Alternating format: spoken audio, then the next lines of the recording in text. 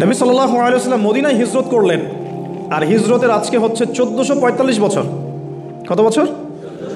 এই যে আমি যখন লেকচার দিচ্ছি, নবী সাল্লাল্লাহু আলাইহি ওয়াসাল্লামের হিজরতের 1445 বছর পরে। সুবহানাল্লাহ। এতদিন পরে এই দিন যে সারা দুনিয়ার আনাচে কানাচে ছড়িয়ে গেছে, এটাই তো প্রমাণ করে ইসলাম একটা সার্বজনীন জীবন ব্যবস্থা।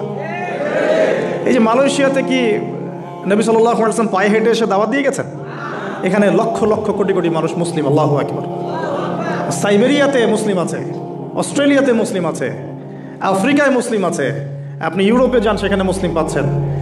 ওই যে আফ্রিকার ওই যে ঘানা, নাইজেরিয়া ইত্যাদি, জিম্বাবুয়ে, কেনিয়া, ওই আবিসিনিয়া, ইথিওপিয়া, ইরিত্রিয়াতে পর্যন্ত আপনি কি মুসলিম পাবেন। আল্লাহু আকবার। তো এটাই তো প্রমাণ করে যে ইসলাম আল্লাহ রাব্বুল আলামিনের পক্ষ থেকে একটা মানে কি বলবো সর্বস্বীকৃত এবং চূড়ান্ত একটা জীবন বিধান। তো এখন নবী সাল্লাল্লাহু আলাইহি ওয়াসাল্লামের হিজরতের হয়ে গেল 1445 বছর, আর নবীজি এসেছেন মানেই কিয়ামতের আলামত শুরু হয়ে গেছে। নবীজি কি বলেছেন? কিয়ামতের প্রথম আলামত হচ্ছে আমি নিজেই, আমার আগমনটাই হচ্ছে কিয়ামতের আলামত। সুগরা, ছোট, আমার যে আগমন এবং কোরআন চলে আসছে, রেভলিউশন বন্ধ, এটাই তো আমার ওফাত, এটাই তো হচ্ছে কিয়ামতের প্রথম আলামত। 1445 বছর পরে আমাদের কি বোঝার বাকি আছে যে আমরা এখন ক্লোজিং টাইমের দিকে যাচ্ছি? এটা বোঝার জন্য কি আপনার পিএইচডি করার দরকার আছে? চোখের সামনে নগ্ন মেয়েদের চলাফেরা, মেয়েরা ছেলেদের পোশাক পরে ঘুরে বেড়াচ্ছে, ছেলেরা মেয়েদের, হাইলি কনস্ট্রাক্টেড বিল্ডিংস, রিবার, ব্যাপকতা, ন্যায় অন্যায়ের মানদণ্ড পাচ্ছেন না, আল্লাহ পাকের হুকুম আহকাম উঠে যাচ্ছে, নামাজ পর্যন্ত উঠে যাচ্ছে, আর কি দেখার বাকি আছে আলামত? এরপরেও কিছু মানুষকে বোঝাতে হয় যে এটা শেষ জামানা চলছে। এটাই দুঃখের ব্যাপার। যাই হোক, এখন নবী সাল্লাল্লাহু আলাইহি ওয়াসাল্লাম নিজে গেলেন মদিনায়, গিয়ে রোজা রাখে, মুহররম মাসে রোজা রাখে। নবী জিজ্ঞাসা করছেন সাল্লাল্লাহু আলাইহি ওয়াসাল্লাম, নাম শুনলে দরুদ পড়বেন, মনে মনে সাল্লাল্লাহু আলাইহি ওয়াসাল্লাম বলবেন যে তোমরা কি জন্য সওম রাখছো?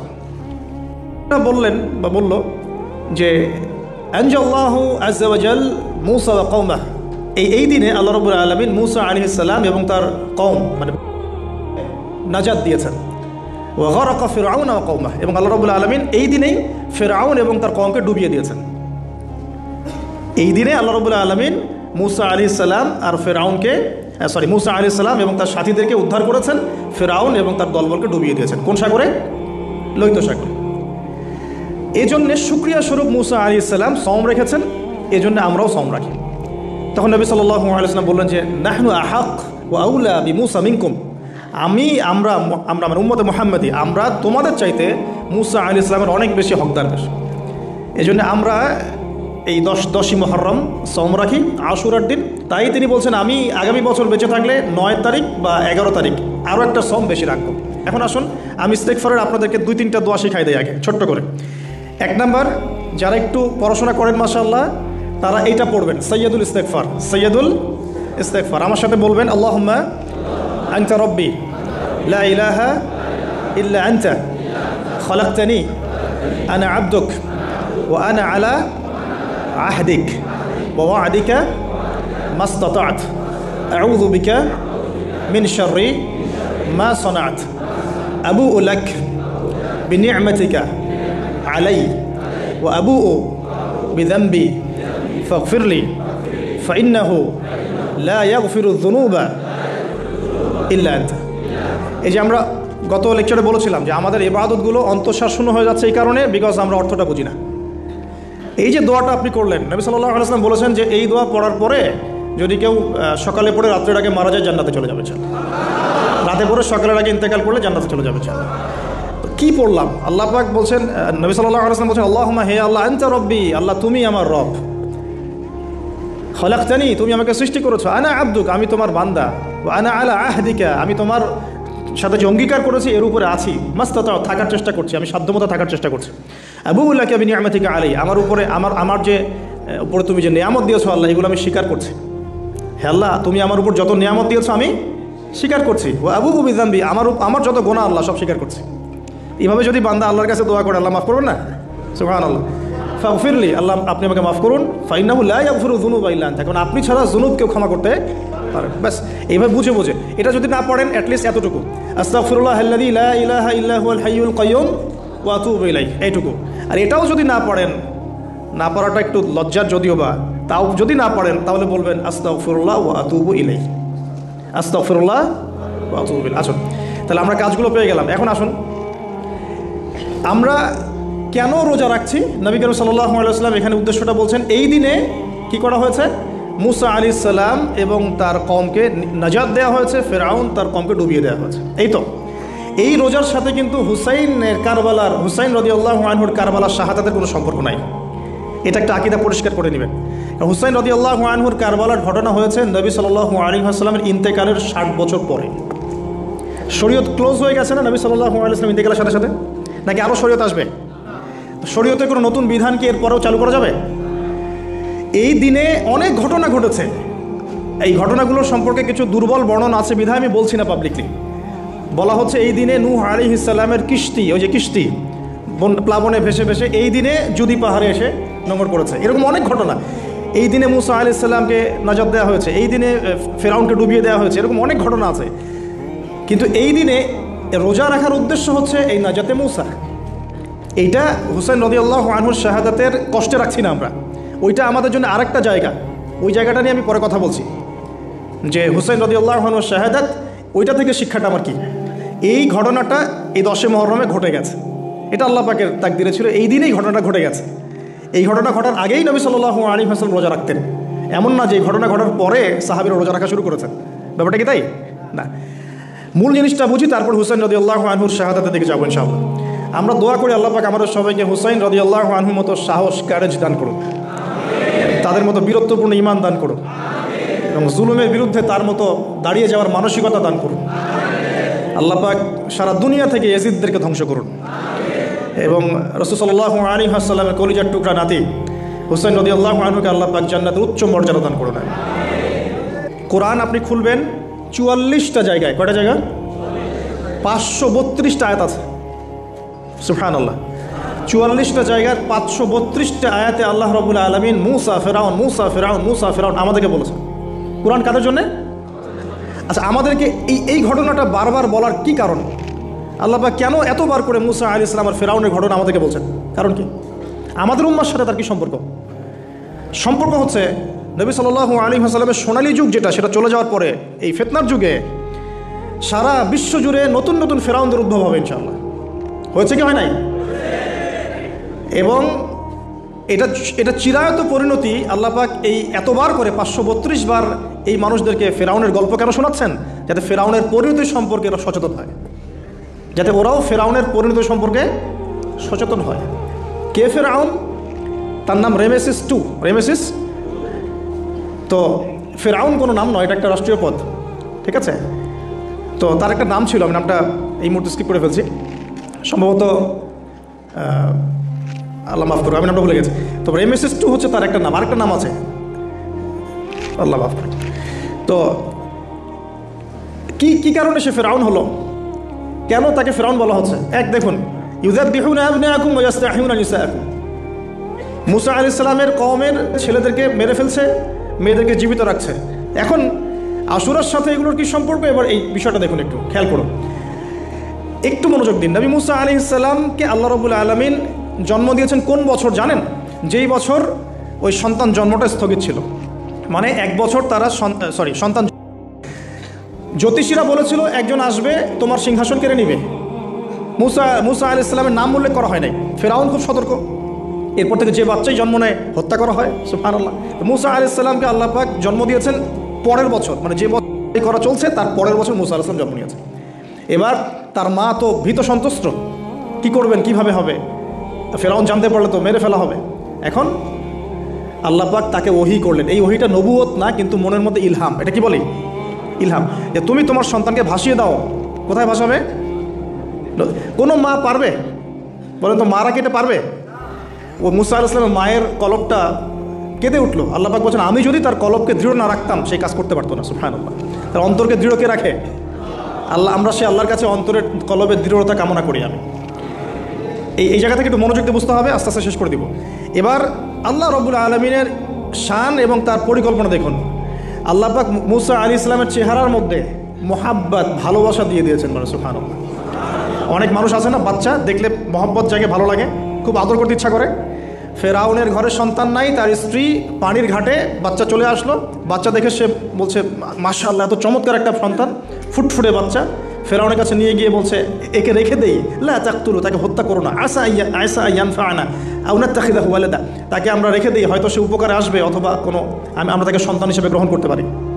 তো ফেরাউন কিন্তু খুব সতর্ক ছিল, তারপরে আল্লাহ পাক তারই ঘরে মুসা আলাইহিস সালামকে বড় করলেন, সুবহানাল্লাহ। আর মুসা আলাইহিস সালাম ফেরাউনের স্ত্রী দুধও পান করছে না, তখন মুসা আলাইহিস সালামের একজন বোন আছে, সে গিয়ে তাদেরকে খবর দিল যে আমরা কি তোমাদেরকে হাল আদুল্লুকুম আলা মান ইয়াকফুলু, এমন একজনের কথা বলবো যে মুসাকে দুধ পান করাবে, এই বাচ্চাকে দুধ পান করাবে।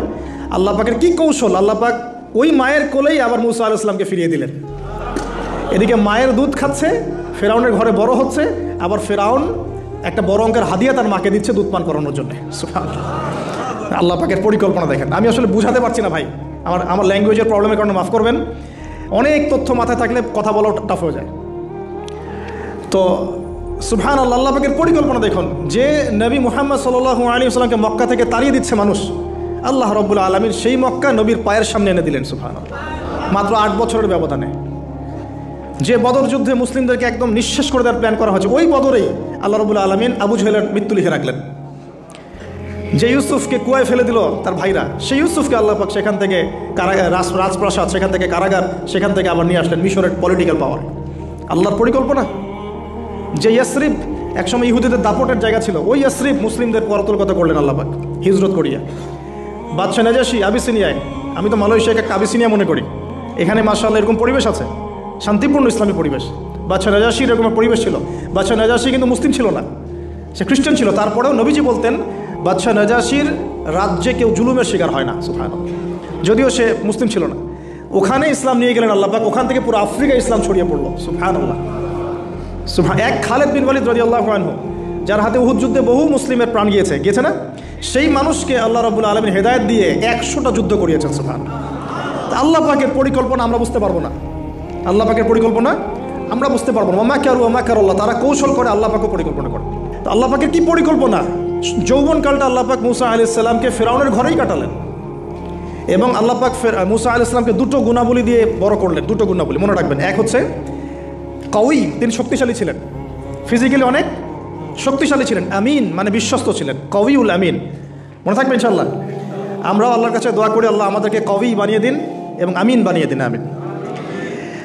এবার যৌবনে উপনীত হয়েছেন, টকবকা রক্ত, বাইরে বের হয়েছেন, বাইরে বের হয়ে দেখছেন যে দুজন ব্যক্তি লড়াই করছে, ইয়াকতাতুলান রাজুলান ইয়াকতাতুলান, দুজন ব্যক্তি মারামারি করছে।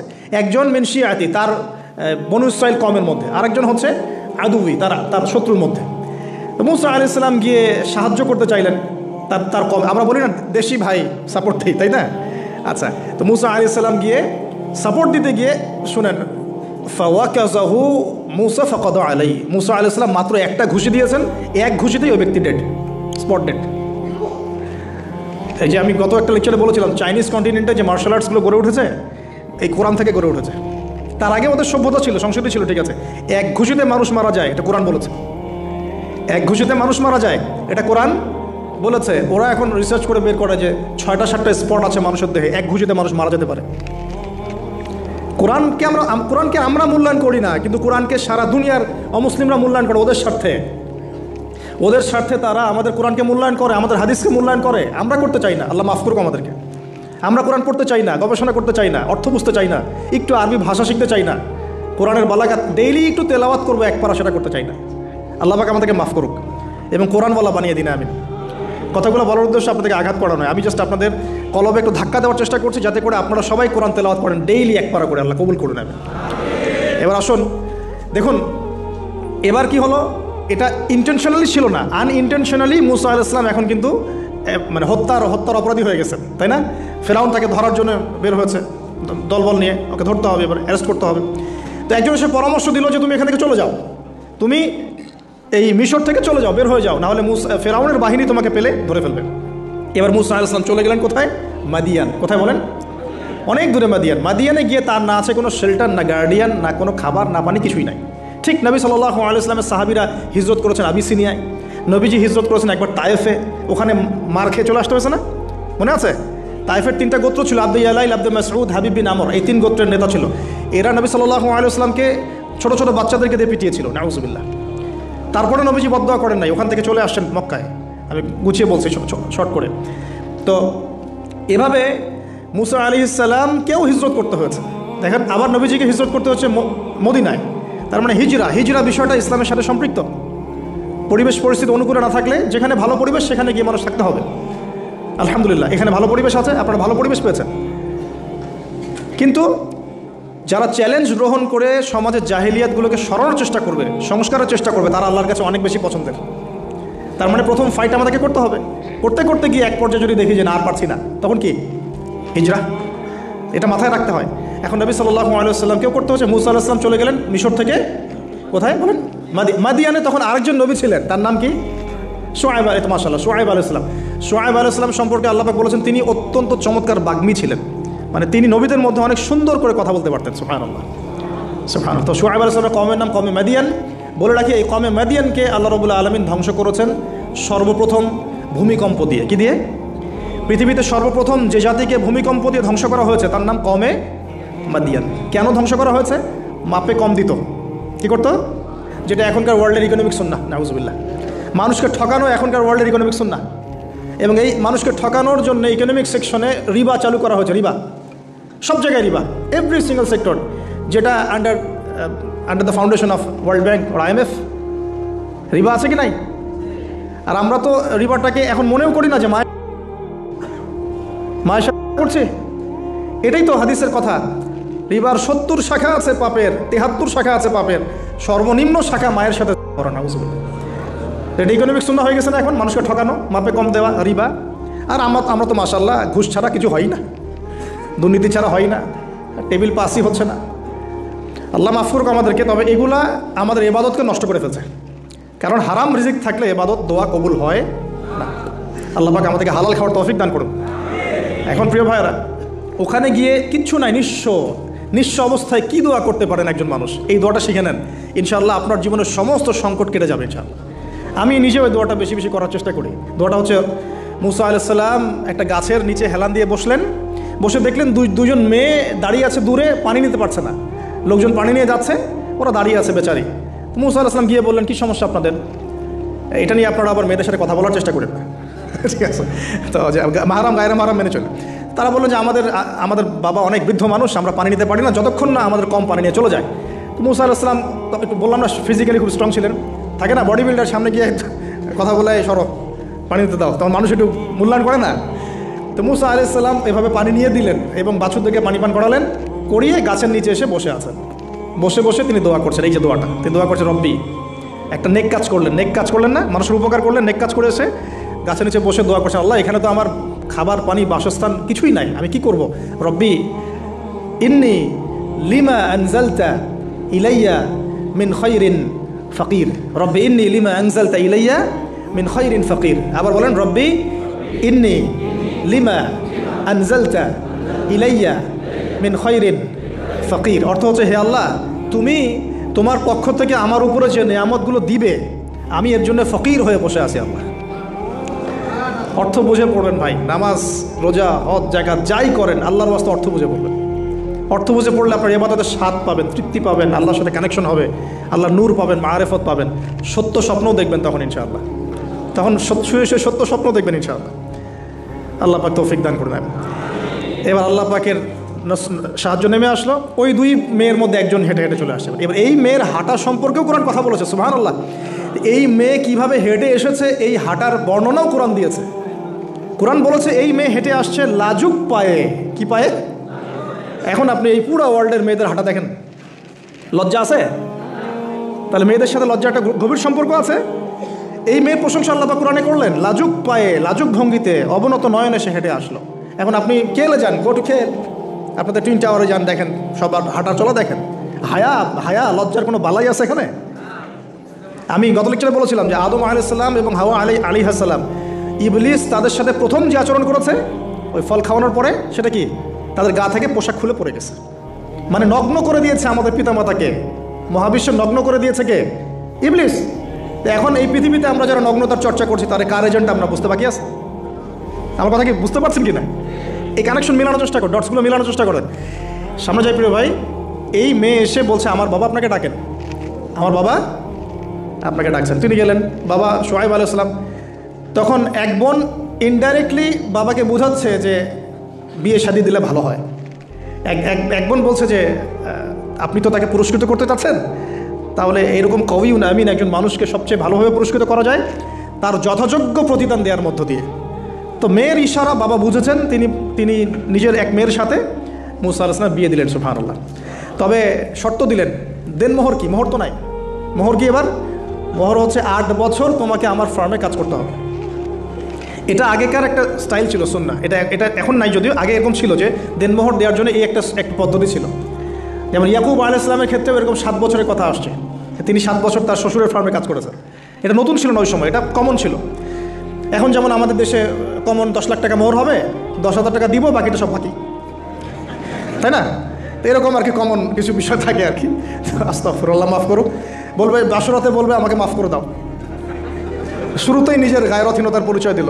আবার এদিকে শ্বশুরের কাছে মাশাআল্লাহ মোটা অঙ্কের ডোনেশন নিতে চাচ্ছে, যৌতুক। বিয়ে আমাদের ওখানে মাশাআল্লাহ মানে কেনা বেচা, মেয়ে বিক্রি করতেছে আর ছেলে কিনতেছে। এবার 8 বছর পূর্ণ করা হলো, তিনি আরও 2 বছর 10 বছর পূর্ণ করলেন। এই 10 বছরে মুসা আলাইহিস সালাম নবী পরিবেশ পেলেন, অভিভাবক পেলেন, স্ত্রী পেলেন, প্রেমময়ী সন্তান ইত্যাদি সব কিছু। এবার আল্লাহ রাব্বুল আলামিন তাকে মিশরের দিকে যাওয়ার যে সময়টা এখন হয়ে গেছে, 10 বছর হয়ে গেছে, মিশরের দিকে যেতে হবে। যাওয়ার পথে স্ত্রীর প্রসব বেদনা উঠেছে। তখন মুসা আলাইহিস সালাম আগুন খুঁজছেন। আগুন কি খুঁজছেন ভাই? আগুন খুঁজতে তুর পাহাড়ের ওখানে গিয়ে দেখছেন যে আগুন গাছে জ্বলছে, সবুজ পাতার উপরে আগুন। তিনি অবাক। এই সময় আওয়াজ আসলো, বিসমিল্লাহির রহমানির রহিম, ইন্নী আনা রব্বুক ফাখলা'না আলাইক ইন্নাকা বিল ওয়াদিল মুকদ্দাস তুয়া। মুসা, ইন্নানি আনা আল্লাহ লা ইলাহা ইল্লা আনা ফা'বুদনি ওয়া আকিমিস সালাতা লিযিকরি। মানে এখানে অনেকগুলো কথা আছে, সূরা তাহার মধ্যে আছে। আওয়াজ চতুর্দিক থেকে ভেসে আসলো। মহান আল্লাহ রব্বুল আলামিন তার শান অনুযায়ী, তার ইজ্জত অনুযায়ী তিনি যেভাবে কথা বলেন সেভাবে মুসা আলাইহিস সালামের সাথে কথা বললেন। আল্লাহু আকবার। বললেন, ইয়া মুসা, হে মুসা, ইন্নানি আনা আল্লাহ, নিশ্চয়ই আমি আল্লাহ, লা ইলাহা ইল্লা আনা, আমি ছাড়া কোনো ইলাহ নাই, ফা'বুদনি, তুমি আমার ইবাদত করো, ওয়া আকিমিস সালাতা লিযিকরি, আমার ইবাদতের জন্য সালাত কায়েম করো, আমার জিকিরের জন্য সালাত কায়েম করো, আমার স্মরণের জন্য সালাত কায়েম করো। ফাখলা'না আলাইক, তোমার জুতা খুলে ফেলো, ইন্নাকা বিল ওয়াদিল মুকদ্দাস তুয়া, তুমি তুয়া উপত্যকায় আছো, পবিত্র তুয়া উপত্যকায় আছো। আদব শেখানো হলো। এভাবে অনেক কথোপকথন হলো। নবী মুসা আলাইহিস সালাম ভয় পেয়ে গেলেন এবং আল্লাহ পাক আরও কথা বললেন, ওয়ামা তিলকা বিয়ামিনিকা ইয়া মুসা, তোমার ডান হাতেটা কি? মুসা আলাইহিস সালাম বলছেন, ক্বালা হিয়া আসায়া তাওয়াক্কাউ আলাইহা ওয়া আহুশু বিহা আলা গনামি ওয়া লিয়া ফিহা মাআরিব উখরা, এটা তো আমার লাঠি, এটা দিয়ে আমি ডালপালা পারি, আমার ওই যে গবাদি পশু চড়াই। আল্লাহ পাক বলছেন যে এটা ছুঁড়ে মারো, আলকিহা ইয়া মুসা, এটা ছুঁড়ে মারো। ফালকাহা, তিনি ছুঁড়ে মারলেন, ফাইদা হিয়া হাইয়াতুন তাসা, এবং এটা ছোটাছুটি শুরু করলো, বড় একটা সাপ হয়ে গেল। সুবহানাল্লাহ। এগুলো কোনো গাল গল্প নয়, এগুলো আল্লাহ রাব্বুল আলামিনের মুআজিজা, মুআজিজাতুল কুবরা, এটা বড় মুআজিজা। তিনি পিছনের দিকে দৌড়ানো শুরু করলেন সাপ দেখে, খাইফা ইয়াতারাক্কাব, মানে ভয়ে দৌড়ানো শুরু করলেন। আল্লাহ পাক বলছেন, লা ইয়াখাফু লাদাইনাল মুরসালিন, আমার কাছে রসুলগণ ভয় পায় না, তুমি ভয় পেও না, তুমি ওটাকে ধরো পিছন থেকে, সেটা আবার লাঠি হয়ে যাবে। পিছন থেকে হাত দেওয়া হলো, লাঠি হয়ে গেল। সুবহানাল্লাহ। এবার বলছে যে তুমি তোমার বগলের নিচে হাত ঢুকাও। মুসা আলাইহিস সালাম বগলে হাত ঢুকালেন, বের করলেন, হাত থেকে টর্চ লাইটের মতো আলো বের হওয়া শুরু হলো। এটা দ্বিতীয় নিদর্শন। কেন দেওয়া হলো নিদর্শন? এবার আল্লাহ পাক তার দায়িত্বটাকে বলছেন, তোমাকে নিদর্শনগুলো কেন দিলাম, তোমাকে মনোনীত কেন করলাম, কেন তোমাকে মনোনীত করলাম? মুসা, তোমার কাজটা কি? তোমার কাজ এখন এটা, ইযহাব ইলা ফিরআউনা ইন্নাহু তাগা, তুমি ফিরআউনের কাছে যাও। ফিরআউন সীমা লঙ্ঘন করেছে, মনে আছে ফিরআউনের কথা? সীমা লঙ্ঘন করেছে। তখন মুসা আলাইহিস সালাম তার অপারগতা প্রকাশ করছেন এভাবে। তিনি বলছেন, আল্লাহ, আমার তো জিহ্বার জড়তা আছে, আর আমি তো ওখানে এক ব্যক্তি, আমার খুনের অভিযোগ আমার কাঁধে, আমি এখন কিভাবে কি করবো আল্লাহ? তখন আল্লাহ রাব্বুল আলামিন বলছেন, এই দোয়াটা করো। কোন দোয়া? মুসা আলাইহিস সালাম করলেন, রব্বি ইশরাহ লি সাদরি, হে আল্লাহ, আমার বক্ষ প্রশস্ত করো, ওয়াসসির লি আমরি, আমার কাজকে সহজ করে দাও, ওয়াহলিল উকদাতাম মিন লিসানি, আমার জিহ্বার সমস্ত জড়তা দূর করে দাও, ইয়াফকাহু কাওলি, যাতে মানুষ আমার কথা বুঝতে পারে। আর আমার সাথে আমার পরিবারের মধ্যে থেকে ওয়াজআলনি ওয়াজিরাম মিন আহলি, আমার পরিবারের মধ্যে একজন ওজির আমাকে দাও, সাথী। হারুন আখি, আমার ভাই হারুনকে দান করো। সুবহানাল্লাহ। তো হারুন আলাইহিস সালামকে নবুয়ত দেওয়া হলো, দুজনকে আল্লাহ পাক এখন বলছেন ইযহাবা ইলা ফিরআউন, তোমরা দুজন এখন ফিরআউনের কাছে যাও, ফাইন্নাহু তাগা ফাকুলা লাহু কাওলান লাইয়িনা, তবে তাকে গিয়ে কর্কশ ভাষায় কথা বলবে না, নরম স্বরে কথা বল। দায়ীদের এখানে সুন্নাহ, দায়ীদের জন্য শিক্ষা আছে, দায়ী আলেম যারা মুবাল্লিগ তাদের শিক্ষা আছে। ফিরআউনের সামনে গিয়ে দাওয়াত দিলেও কীভাবে দিতে হবে? ফাকুলা লাহু কাওলান লাইয়িনা, নম্রভাবে কথা বলো। লাআল্লাহু, কেন নম্রতার সাথে? লাআল্লাহু ইয়াতাযাক্কারু আও ইয়াখশা, হয়তোবা নম্রতা প্রদর্শন করলে সে উপদেশ গ্রহণ করতে পারে, অথবা সে আল্লাহকে ভয় করতেও পারে। আল্লাহ পাক তো আগে থেকে জানেন সে ঈমান আনবে না, তারপরেও আমাদের আদব শিখাচ্ছেন আল্লাহ পাক এখানে। তারা দুজন চলে গেলেন, দাওয়াত দিলেন। ফিরআউন মশকরা করছে, ওয়ামা রব্বুকুম ইয়া মূসা, তোমাদের দুজনের রব আবার কে? হ্যাঁ, মূসা আলাইহিস সালাম বুঝাচ্ছেন রব্বি আল্লাযী, আমার রব সেই রব যিনি জীবিতকে মৃত করেন, মৃতকে জীবিত করেন, ইত্যাদি। মানে যার হুকুম ছাড়া একটা গাছের পাতাও নড়ে না, যিনি মাটি থেকে সব উৎপন্ন করেন, বৃষ্টি বর্ষণ করেন, সব বুঝালেন। ফিরআউনের বক্তব্য তখন এটাই ছিল, তোমাদের কাছে কি কোনো নিদর্শন আছে, কোনো আয়াত নিদর্শন আছে? হ্যাঁ, নিদর্শন আছে। কি? লাঠি ছুঁড়ে মারলেন, সাপ হয়ে গেল। এখন ফিরআউন বলছে এটা তো জাদু, এটা কি? আমার জাদুকররাও এটা পারে। জাদুকরটাকে ডেকে না হলো, জাদুকররাও লাঠি ছুঁড়ে মারলো, সাপ হয়ে যাচ্ছে। কিন্তু এই বড় সাপ ওদের সব সাপকে খেয়ে ফেললো। তখন ফিরআউন কিন্তু ভয় পেয়ে গিয়েছিল। এরপরেও এই হাত বের করে আলোর এই নিদর্শন দেখানো হলো, তাওহীদের দাওয়াত দেওয়া হলো, ফিরআউনকে ভয় করতে বলা হলো, ফিরআউনকে সতর্ক করা হলো যে আমার রব, আপনার রব, সবার রব হচ্ছেন আল্লাহ। সব কিছু বোঝানো হলো, কিন্তু ফিরআউন এই কোনো কথাই গ্রহণ করলো না। এরপরে সে বনু ইসরাঈলকে ডিভাইড অ্যান্ড রুল করলো। ডিভাইড অ্যান্ড রুল মানে ওদেরকে ভাগ করতো এবং রুল করতো, ঠিক যেটা এখনকার গ্লোবাল অ্যাফেয়ার্সে করা হচ্ছে। ডিভাইড অ্যান্ড রুল, আমাদেরকে তারা ভাগ করে দিয়েছে, আমাদের পুরো কমিউনিটি, গ্লোবাল মুসলিম কমিউনিটিকে তারা ভাগ করে দিয়েছে এবং রুল, শাসন করছে। এবং কারো গায়ে আঘাত লাগলে আরেকজন গিয়ে সেই ব্যথা নিরসন করতে চায় না, বরং অপেক্ষা করে আমার গায়ে তো আর আসে নাই, তার গায়ে আসছে। ঠিক আছে, ব্যাপারটা এটা শুধু গ্লোবাল অ্যাফেয়ার্স না, এটা সবখানে একটা রাষ্ট্রের ভিতরেও ঢুকে গেছে। ওই ভাইকে বলছে বলুক, আমাকে তো আর কিছু বলে নাই, ওকে গায়েব করে ফেলুক, আমাকে তো আর কিছু করে নাই, ও ভিতরে গেছে, আমাকে তো কিছু বলে নাই। এই আচরণের কারণে আস্তে আস্তে আস্তে আস্তে মুসলিমদের শক্তি সব সংকুচিত হয়ে আসে। এটা নতুন কোনো বিষয় না, ফিরআউনের সুন্নত এটা, ডিভাইড অ্যান্ড রুল, যেটা ব্রিটিশরা করে গেছে সারা ওয়ার্ল্ডে। সুবহানাল্লাহ, দেখুন সব কিছু ওরা কোরআন থেকেই নিচ্ছে মনে হচ্ছে আমার কাছে। তো এখন একটা দুইটা না, নয়টা পরীক্ষা ফিরআউনকে করা হলো। মুসা আলাইহিস সালাম যখন বলেন, দোয়া করেন, তখন গজব উঠে যায়। ফিরআউন তখন এসে বলে যে ঠিক আছে, তুমি দোয়া করো, তাহলে আমরা বনু ইসরাঈলকে ছেড়ে দিব। যখনই মুসা আলাইহিস সালাম দোয়া করে, গজব উঠে যায়, সে আর বনু ইসরাঈলকে ছাড়ে না। এখন এভাবে 9টার বর্ণনা আসছে। একবার আসছে পঙ্গপালের শাস্তি, একবার আসছে ব্যাঙের শাস্তি, একবার আসছে মহামারীর শাস্তি, একবার আসছে উকুনের শাস্তি, একবার রক্তের নদী। এরকম 9টা আযাব আল্লাহ পাক দিয়েছেন কাদেরকে? এই ফিরআউনের সম্প্রদায়। সর্বশেষ, আমি লম্বা করলাম না, সর্বশেষ যেটা হয়েছে, কারণ আমি কনক্লুশনে কিছু পয়েন্ট বলবো। সবশেষে যেটা হলো 20 বছর, কত বছর? প্রায় 20 বছর জুলুম করলো ফিরআউন দাওয়াত পাওয়ার পরে। প্রায় 20 বছর। দাওয়াত পাওয়ার আগের কথা তো বাদ, ইসলামের দাওয়াত পাওয়ার প্রায় 20টা বছর সে বনু ইসরাঈলকে এভাবেই টর্চার করতে থাকলো। 9টা নিদর্শন আসলো, কোনোটাই সে গ্রহণ করলো না। এবং সর্বশেষ তার কল ছিল যে আমি ছাড়া তোমাদের কোনো রব আছে এটা আমি জানি না, নাউজুবিল্লাহ। এবং সূরা নাবার মধ্যে আল্লাহ বলেছেন যে ফিরআউন বলেছিল আনা রব্বুকুমুল আ'লা, আমি তোমাদের মহান রব, নাউজুবিল্লাহ। এই ছিল ফিরআউনের শেষ স্টেটমেন্ট। এবার মুসা আলাইহিস সালামকে নিয়ে চলে যাচ্ছেন মিশর থেকে। ফিরআউন দলবলে ধাওয়া করছে, সামনে সাগর আর পিছনে ফিরআউনের বাহিনী। মুসা আলাইহিস সালাম এখানে বনু ইসরাঈলকে নিয়ে একটা রিম রক বলি আমরা, যেটা পাহাড়ে উঠতে সামনেও যেতে না পারে, পিছনেও যেতে না পারে, এরকম একটা অবস্থা। এই সময়ে মুসা আলাইহিস সালামের গোত্রের কিছু মানুষ বলেছিল যে ইয়া মুসা ইন্না লামুদরাকুন, হে মুসা আমরা তো ধরা পড়ে গেলাম, আমরা মনে হয় আজকে ধরা পড়ে গেলাম। এই অবস্থাতে মুসা আলাইহিস সালাম বলেছিলেন, একটু বোঝার চেষ্টা করেন, পিছনে ফিরআউনের বিশাল বাহিনী, সামনে সমুদ্র, যাওয়ার কোনো জায়গা নাই, একদম কোনো জায়গা নেই, খালি চোখে কোনো জায়গা দেখা যাচ্ছে না। ওই সময় খালি চোখে, বাহ্যিক চোখ দিয়ে কোনো উপায় দেখা যাচ্ছে না।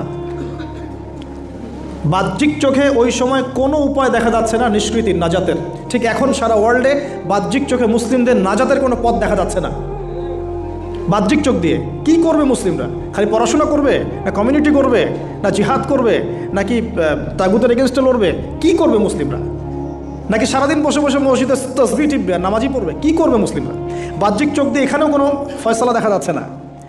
তখন আল্লাহ রাব্বুল আলামিন মুসা আলাইহিস সালামকে একটা পরীক্ষাও নিলেন। একজন বলছে ইন্নালা মুদরাকুন, আমরা ধরা পড়ে গিয়েছে। মুসা আলাইহিস সালাম তখন বলছেন দৃঢ় চিত্তে, কাল্লা কাল্লা, কখনো না, ইন্না রব্বি মাইয়া সাইয়াহদিন, নিশ্চয়ই আমার রব আমার সাথে আছেন, তিনি আমাকে পথ দেখাবেন। সুবহানাল্লাহ। তাহলে আজকেও মুসলিমদের সারা ওয়ার্ল্ড ওয়াইড এই চেতনাই থাকা উচিত যে কাল্লা, কখনো না, আল্লাহ ইন্না রব্বুনা মা'না, নিশ্চয়ই আমাদের রব আমাদের সাথে আছেন, তিনি আমাদেরকে পথ দেখাবেন ইনশাআল্লাহ। এই পথই আমরা চাই, ইহদিনাস সিরাতাল মুস্তাকিম, তাই না? সিরাতাল লাযিনা আন'আমতা আলাইহিম গায়রিল মাগদুবি আলাইহিম ওয়ালাদ-দাল্লিন। এই বাস, যখন আপনি পুরো দমে আল্লাহর উপর তাওয়াক্কুল করে ফেলবেন, তখনই তো আল্লাহ রাব্বুল আলামিনের নুসরা নেমে আসবে। বদরের মাঠে নবী সাল্লাল্লাহু আলাইহি ওয়াসাল্লাম হাত তুলে দোয়া করছে, আল্লাহ এই 313 জন মুসলিম যদি আজকে শেষ হয়ে যায়, ইসলামের নাম নেওয়ার কেউ থাকবে না। দোয়া করতে করতে চাদরটা পর্যন্ত পড়ে গেল।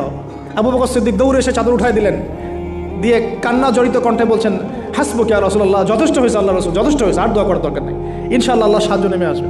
আল্লাহ পাকের সাহায্য নেমে আসলো, হাজার হাজার ফেরেশতা আল্লাহ নামিয়ে দিলেন বদরের মাঠে। আপনি দেখুন যে সুবহানাল্লাহ, নবী সাল্লাল্লাহু আলাইহি ওয়াসাল্লাম হিজরত করছেন আবু বকর সিদ্দিককে সাথে নিয়ে। মনে আছে গারে সওরের ঘটনা, সবাই ঘিরে ফেলেছে, এমনকি নিচ থেকে উপরে ওদের পা দেখা যাচ্ছে। আবু বকর সিদ্দিক বলছেন যে ইন্না মুদরাকুন, আমরা ধরা পড়ে গেলাম ইয়া রাসূলুল্লাহ। একই কথা কিন্তু নবী সাল্লাল্লাহু আলাইহি ওয়াসাল্লাম সেই একই কথাই বলছিলেন, লা তাহজান, তুমি দুশ্চিন্তা করো না, ইন্নাল্লাহা মা'ানা, আল্লাহ আমাদের সাথে আছেন, ইনশাআল্লাহ আল্লাহ আমাদের সাথে আছেন।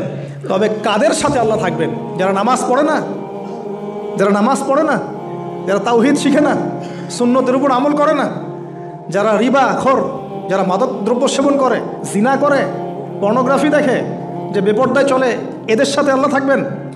আমরা যদি আমাদের অবস্থান উন্নত করতে না পারি, আমাদের দ্বারা উম্মার বিজয় হবে না, ফুল স্টপ।